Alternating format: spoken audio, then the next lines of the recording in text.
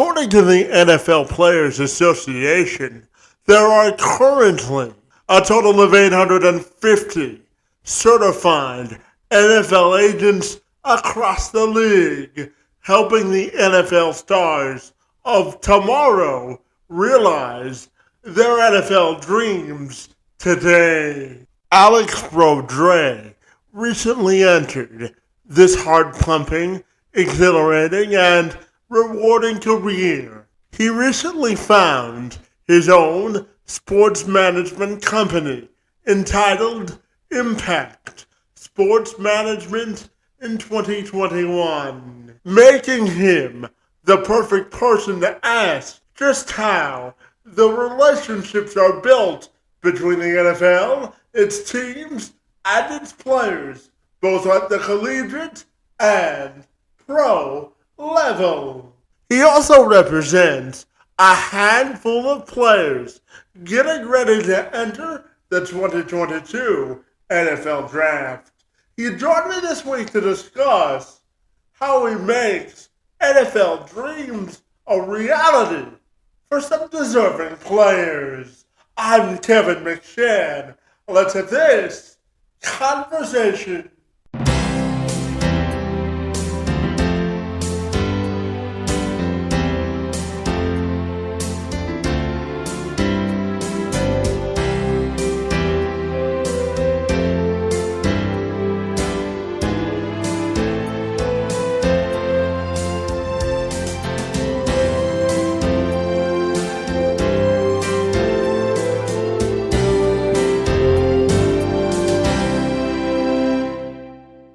We started our conversation by Beaudry detailing just how he got into the business of representing players in the NFL and what a typical day looks like for him. When I went to law school, at the time I went to Marquette University Law School, which is right here in Milwaukee, Wisconsin, where I'm from.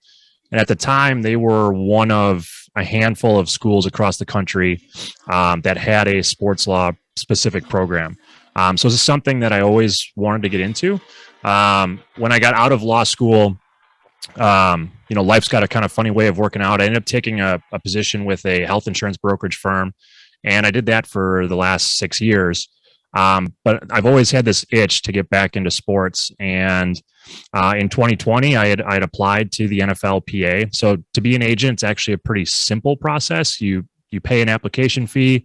The NFLPA does a background check. If you pass the background check, you attend a 2-day seminar and take a test. And if you pass the test, you're certified. So it's not, super long or extremely difficult. I mean, the test is hard, but the process itself is pretty simple.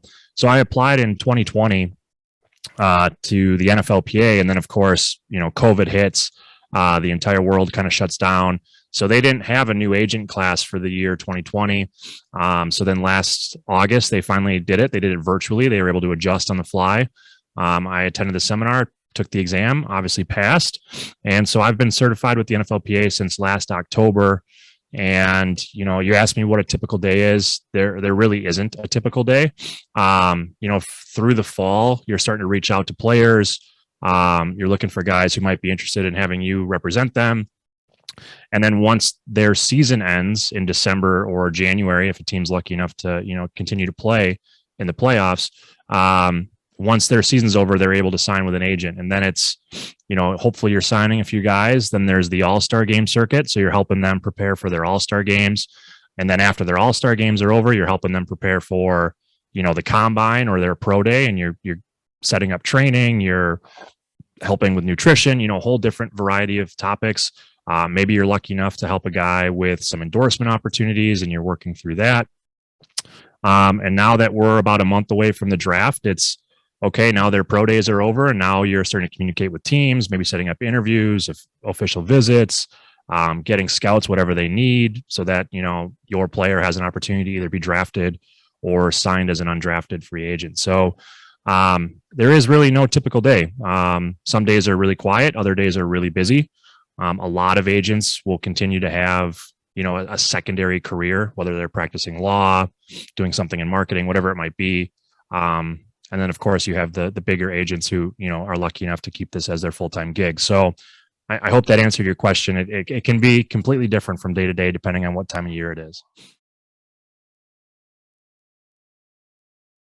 Beaudry says the key to success as an NFL agent is constant communication with your Yeah. client. So to keep the ones you have, I think the biggest thing is just responsiveness. It's communication, staying on top of it, making sure they're taken care of, they have what they need. As we go through the draft process here, who are you hearing from? Who are you not hearing from? Sometimes those conversations can be difficult, but it's important to be honest with your players, and just making sure that they're aware of what's going on. In terms of marketing to new players, to be honest, that's something I'm still figuring out. I'm 7 months into this, and trying to figure out my niche in this kind of crazy world. Right now, if I had to market myself, if I was making a pitch, I've been lucky enough to partner with a few top-notch training facilities to get my guys ready for what they're going through, their interview process this spring. And then on top of it, it's just being there. Agents can get a bad rap for not being responsive, for not answering phone calls. And really, it's just being on top of that. So when someone reaches out to me, it's getting back to them. It's being honest. When I say I'm going to do something, I do it. It's kind of like just basic customer service. If you think about it from a normal, your everyday job, it's just being there, being honest, getting back to guys on time, that type of stuff. So that's kind of how I've made my niche so far. And, as we get down the path, things will expand into, workers' comp, helping guys out with insurance, moving expenses, all of that stuff will come. But right now, that's kind of what my focus has been. The average NFL career lasts less than 4 years, making it imperatively important that agents also set up their players for life after football. Beaudry provided some insights into this very pivotal You're right. process. The average NFL career is less than 4 years. So even if you are lucky enough to make it, your time in the NFL, if you're just an average player, you're at the median, it's going to last less than 4 years. So I don't think it's too soon to start thinking about life after football. If you're lucky enough to make it, hopefully you're smart with your money. So setting these guys up with a good financial advisor, making sure they're investing their money. The NFL they'll match a 401k program for guys that have been in the league at least a couple of years. So maxing out their 401k, just trying to set these guys up for, life after football, because even if you have a fantastic career, you play for 10, 15 years, you're still talking about retiring in your mid 30s. Like you said, I mean, you got a long way to go after, your mid 30s. So making sure that, these guys are set up with the right people you can trust, people that they trust, putting money aside. And then, when you think about secondary careers, what was their degree in? What do they want to do? Do they want to do something like become an agent? Do they want to get into the financial services side? Do they want to get back into coaching? Kind of figuring out what their life looks like after football, and then just helping them get those stepping stones set in place, because I don't think it's too soon to talk about life after football. It can end tomorrow.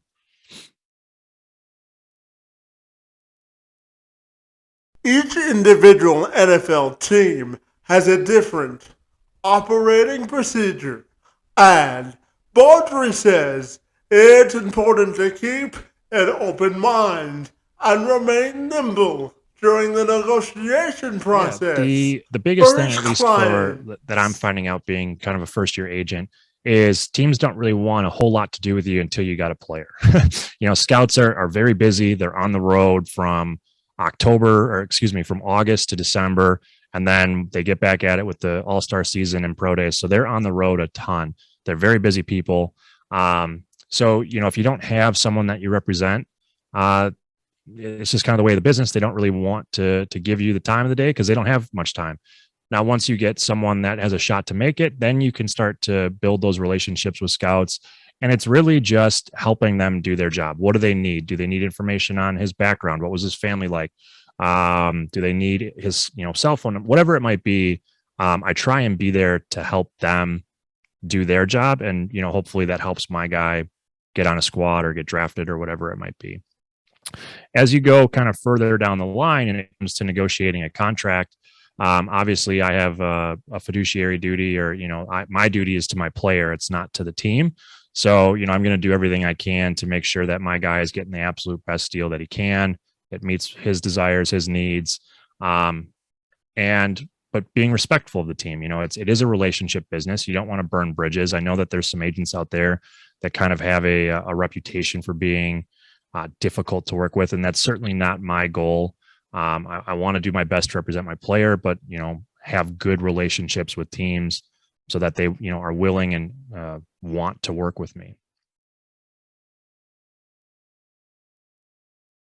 With the new name, image, and likeness rule now really benefiting the player for the first time than ever before, it's changed the landscape of how we view college and professional football. Beaudry provided his thoughts. We could probably do a 2-hour podcast on name, image, and likeness by itself. It's the Wild West right now.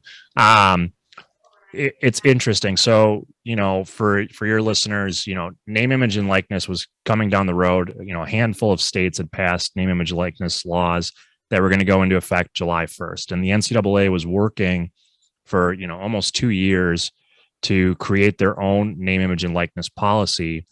And then last June, the Supreme Court ruled against the NCAA in a separate case, but related. And in that case, the Supreme Court came down pretty hard on the NCAA, basically saying that if this came back in front of them, they would, the NCAA would be violating antitrust regulations if they tried to limit a athlete's ability to market themselves or even get paid. So after that, the NCAA has really taken a giant step back. They issued a interim policy on name, image, and likeness that is very, it's 1 page long. Basically threw their hands up and said we're going to leave it to the individual schools and the states that they're in. So since then, name, image, and likeness went countrywide July 1st of last year. So we're 9-10 months into this, and you're starting to see schools and boosters really push the limit on name, image, and likeness. The big thing that the NCAA does not want to happen is they do not want players to be induced to go to a certain school. Said another way, they don't want boosters to be able to pay someone to attend their school. Last week or 2 weeks ago, there was a kid from California. He's a junior in high school. He just signed an $8 million name, image, and likeness deal. And in conjunction with that, he's attending the University of Tennessee. Whether those two things are connected, did he attend Tennessee because he was paid $8 million or will be paid $8 million by the junior of his college or not? That's for the NCAA to figure out. But you're starting to see these things connected. And it's going to be very interesting to see if the NCAA enforces these rules. How do they go about enforcing it? What does the school do? Does the school want the NCAA sniffing around? It's all fascinating to watch. It's still so new. If nothing happens out of this, I think you'll see more schools do this.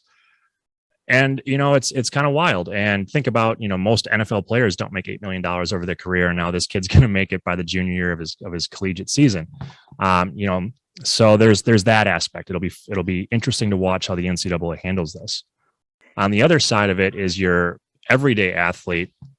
The average NIL deal, I still believe, is below $1,000. So most players are, getting some free merchandise. Maybe they're getting, free dining if they promote a restaurant. You saw the kid from St. Peter's basketball, Doug Edert. He did a name, image, and likeness thing with Buffalo Wild Wings. I don't know what he got out of that. Probably some free wings. And, they were able to post on his Instagram. That's probably the majority of name, image, and likeness. It's those smaller deals, going to a car dealership, signing autographs. So for the most part, it's probably not having a huge impact. What I will say from an agent standpoint, what it is changing is I think you'll start to see more athletes go into college with an agent, which I have to admit I was not prepared for coming into this business. It's hard enough to recruit college athletes, let alone getting down to the high school level. But, you get certain recruits like like that quarterback from California who's now attending the University of Tennessee, it's very important for that person to have representatives that he trusts to make sure his best interests are at heart, because $8 million is a lot of money. And I think you'll start to see some agents go down to the high school level and have these guys repped heading into college as opposed to just being their NFL rep, if that makes sense. Yeah, it does. And I'm also wondering your thoughts on whether you think that rule will affect the integrity of college football. So to be honest, I'm not sure how much integrity there was in college football before this. That's a fair point. Yeah. I think what you're seeing now is a lot of this just coming to light. This stuff has always been happening. I mean, you think back to like the Reggie Bush days where he was getting cars, and Cam Newton getting money, all that stuff that came out years after those guys played college football. Now there's a legal vehicle for them to do it. Second, I know some people are concerned about parity, keeping college football a level playing field. They're worried some schools will be able to outspend other schools and it'll upset the competitive balance. I would argue that there hasn't been much competitive balance in football anyway. I mean, if you look at the University of Alabama, they've been to the college football playoffs 6 out of the last 8 years. And I think NIL will allow other schools to get more competitive, like the University of Tennessee. Tennessee hasn't really been good since Peyton Manning. Well, now they have one of the top recruits in the country coming in, and it's probably because of NIL. So I think it will allow some other schools to get creative and to be more competitive. And I think it will be better. I think the one thing that we got to watch out for is there's bad actors in every industry, and we need to make sure that these athletes are being protected. They have good representatives. And if there is a bad agent out there or an attorney that takes advantage of a situation, they need to be punished accordingly, because I don't want agents to get a bad rap out of this. I think anytime there's a lot of money being thrown around, there's a potential for bad actors, and they should be punished accordingly. And they should, the state should stay on top of that. Yeah, absolutely. And, Alex, I want to pivot back to the NFL for just a second. In terms of talking to players about their actual value when it comes to negotiating a contract, I'm fascinated to ask you about the conversation between players when they think they may be worth more than their actual production on the field. How do you navigate those types of conversations when negotiating contracts with players? Yeah, there's a lot that goes into it. There's your everyday statistics, catches, yards, production on the field. But there's also, what are you seeing on film? I think about like a wide receiver who maybe has a below average quarterback. Well, are they able to still get open? Are they able, breaking down the film? What's the value to that player to a certain scheme on a certain team? And in large part, NFL contracts are driven by what other players are doing. A perfect example would be Davante Adams and Tyreek Hill. Just last week, Davante Adams gets traded from Green Bay to Vegas. He signs a $28.5 million per year deal with the Raiders. Tyreek Hill and his representatives see that. They believe that Tyreek should be the highest paid wide receiver. So now their floor is where Davante Adams signed, and now they want to go above and beyond to be the new highest paid receiver. So a lot of it is looking at where your player fits in compared to the rest of the league. So he's a top 10 offensive guard. What are other top 10 offensive guards getting? And then that's kind of setting the market. And then every year that goes up, 4 to 6%, whatever it may be. And, you kind of reset the market on that. So a lot of it, is based on your player's production. How do they fit within certain schemes? And then what do other players at their position get? And then maybe you bump that up a little bit. Yeah, and I'm also curious to know, I know that you don't know the ins and outs of the Deshaun Watson situation, but more generally, when you have a player that is dealing with legal trouble or public relations trouble, I'm wondering, as an agent, how much did you get involved in advising a client or giving them advice when they navigate something like that? Yeah, as an agent, you're very integral. The Deshaun Watson case is still being worked out in the legal system. But you look at, when he was traded to the Cleveland Browns, they dropped his base salary down to $1 million this year, and he's getting paid through signing bonuses. And then next year, his base salary will go from, $1 million to $46 million. Well, in part, the reason they did that is if he gets suspended this year, he loses those game checks. So it's much better for Deshaun Watson to be suspended with a $1 million salary versus a $46 million salary, because on the $1 million salary, he might lose $500,000 if he's suspended for half the year versus $23 million on his $46 million. So his agent, is kind of looking at the situation saying, okay, if this is to happen, if the league does this, I want to protect my player financially. So, that's one piece of it. In terms of the public relations, I can almost guarantee, again, I don't know Deshaun, I don't know his reps, but I can almost guarantee they probably hired an outside public relations firm to specifically help him navigate his press conferences, his activity online. I personally believe that honesty is the best policy, and, being open and honest. If you do make a mistake, owning up to it. Deshaun has said he's innocent and he hasn't done the things he's accused of. Nobody knows except for him and the people that are involved. So, there's a lot that goes into it. It's managing a player's contract. What happens if they get suspended? Because, in the NFL, once you get suspended, you can lose future guarantees. You can lose signing bonus money. So, yeah, there's a lot that goes into it. And I think, if you're looking at Deshaun's case specifically, his agents structured his contract in a way to best protect his financial interests if something were to come down. So that's just one example of what an agent can do. But you're right. It's setting up people with public relations firms. Maybe it's community outreach programs, showing that your player, once they've made a mistake, they're owning it and they're active in the community and charity and all of those different types of things. Yeah, absolutely. And, I like to, the NFL draft is a month away, and I have to tell you about it. Being a Detroit Lions fan, I consider the draft my version of the Super Bowl, because the Lions will be nowhere near that, right? So I know that you have a handful of players that are going into this draft, so I'm just curious to ask you about the sense of pride or the feeling you get helping these kids realize what for many of them has been a lifelong dream. Yeah. On the Lions, before I get into your question, they got an interesting decision at number 2 this year. It'll be, I'm fascinated to see what they do this year. I'm praying to the heavens they don't draft a quarterback at number 2, but continue. Yeah. Malik Millis is tied there, so they might, but we'll see. In terms of my guys, it's both the greatest feeling, and at times it can be very hard because, I have guys that are either going to get drafted very late, round 7, or sign as an undrafted free agent, which is great. They get that opportunity. That's fantastic.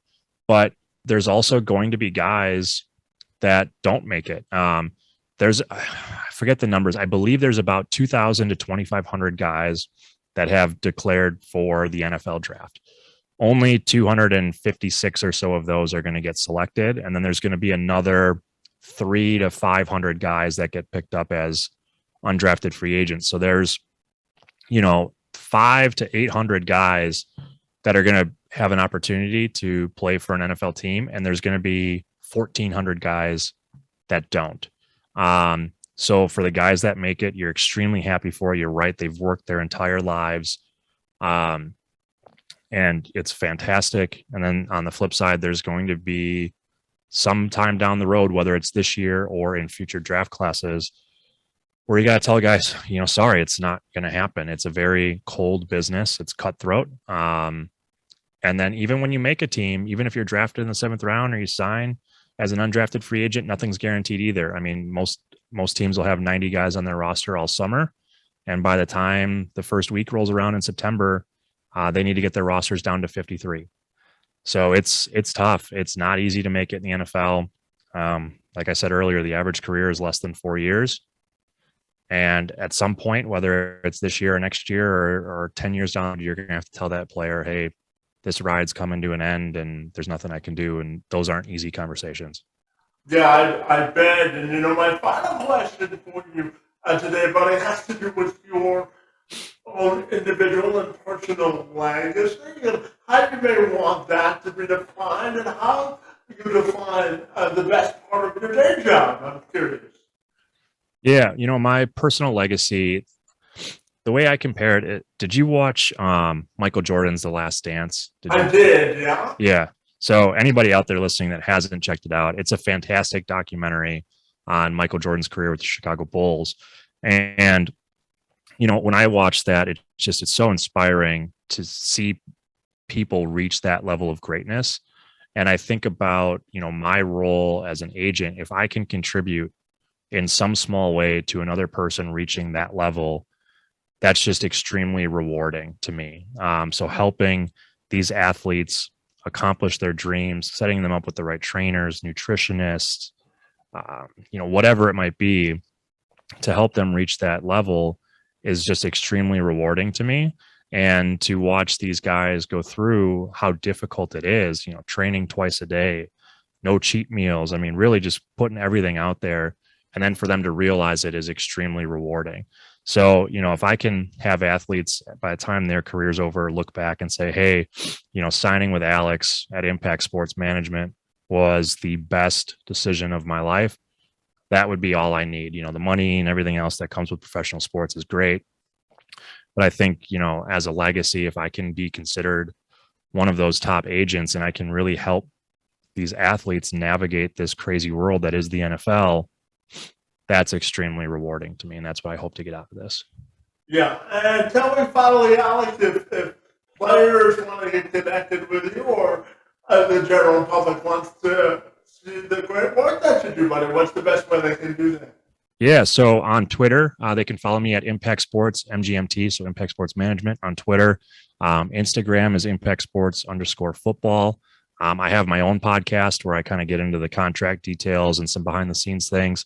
That's called Hitting Pay Dirt by Impact Sports. You can find that on Apple and Spotify. And then lastly, I have a Substack channel too, where I write some blogs about what's going on in the inner workings of football as well. So, and if you search Impact Sports Management, you should see it on Substack as well. So those are kind of all my social handles and where you can find me if you want more content like this. And I really appreciate the opportunity to come on, Kevin. Yeah, well, Alex, I have to tell you, you're my first podcast of the week, and as a former sports reporter, I really enjoyed our conversation, and I want to thank you for the good work that you do to help these players realize their lifelong dreams, and I want to thank you for engaging in conversation with me this afternoon. It's most appreciated. Yeah, thank you again. Appreciate it. And if you ever need anything, Kevin, don't hesitate to reach out, okay?